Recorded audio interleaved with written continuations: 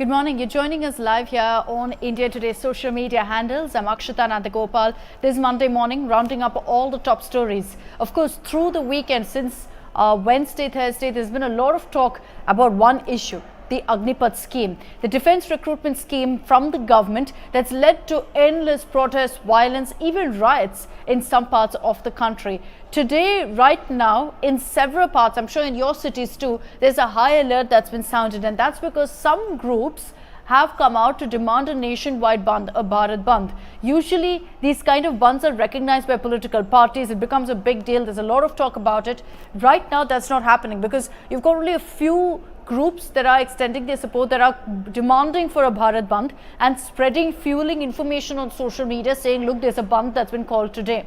But let me clarify for you right now, this is not backed by any party. There's no Bharat Bandh that's being observed nationwide right now. I've been up from early in the morning reporting on what's been happening on the ground, and I can tell you that in most parts, shops are very much open. Everything is functioning. It's only in some parts of the country, like in Jharkhand, where schools are shut. In Bihar, where there is a high alert that's been sounded. In Delhi too, there's an alert, but everything remains open. So that is the situation right now. And the hope is, of course, that there's no more protests, because yesterday there was this press conference by the three service chiefs. They held a news briefing on, in fact, the Agnipath scheme, essentially to send out a message and to kind of clear all the misinformation, all of the rumor mongering on this issue. But they've also very categorically said there's no question of a rollback of the scheme. This will stay, it's not going anywhere, and that is the message that's coming from the three service chiefs. So no matter what kind of protests we see right now demanding a rollback, with the service chiefs going on record to say this, it's very clear that it's not going to happen. The second thing that they've said is, with all the protests reportedly by army aspirants, in some cases it's very clearly political as well, but in the cases of army aspirants hitting the roads and protesting, resorting to violence, very clearly the three service chiefs have sent out a message saying there is no room for anyone who resorts to violence in the forces. If there's a complaint, if there's a criminal case, if they're seen to be protesting, they will not be a part. They have no way of entering the armed forces. Instead, they've said, if you have a problem with the Agnipath scheme, voice your opposition peacefully. Don't resort to violence, in which case there's no place for you in the armed forces. So a very clear and an important message that's been sent out by the three service chiefs there in the press conference that they held yesterday. But we've been seeing, of course, a lot of opposition, a lot of politics also that's played out on this issue, because of the fact that the Congress has said very clearly they're for the rollback of the scheme. Yesterday you had Priyanka Gandhi Vadra leading a satyagraha.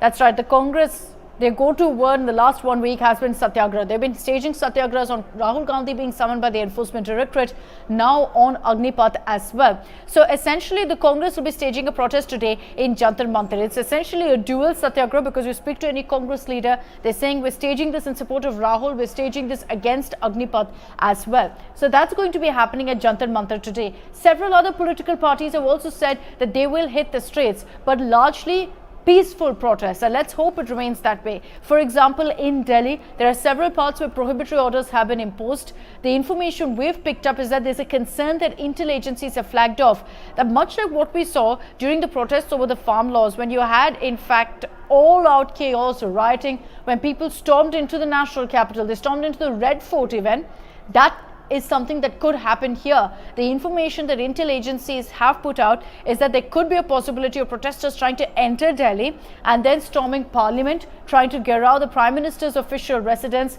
or even Rashtrapati Bhavan. And that's why at all checkpoints of the national capital right now, there's huge security presence that's been deployed.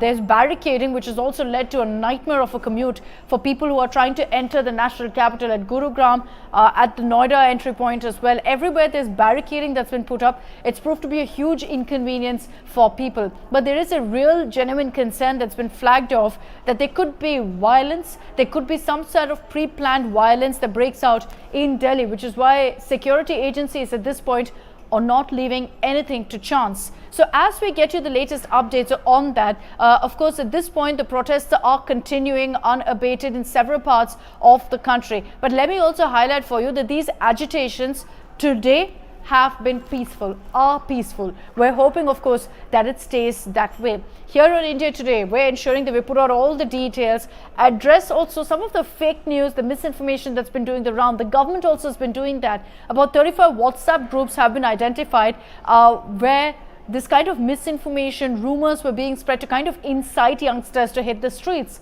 So that's something they're cracking down on. There's an alert said very clearly from the government saying track all social media platforms to ensure that there's no fake news, misinformation that's spread on any sort of protest, any sort of violence. And what we've also been seeing is a lot of videos doing the rounds which have been found to be fake, which are not from this agitation, which are from previous protests passing off as protests against Agnipath. And trust us here on India Today to get you the real detailed factual updates on this big story.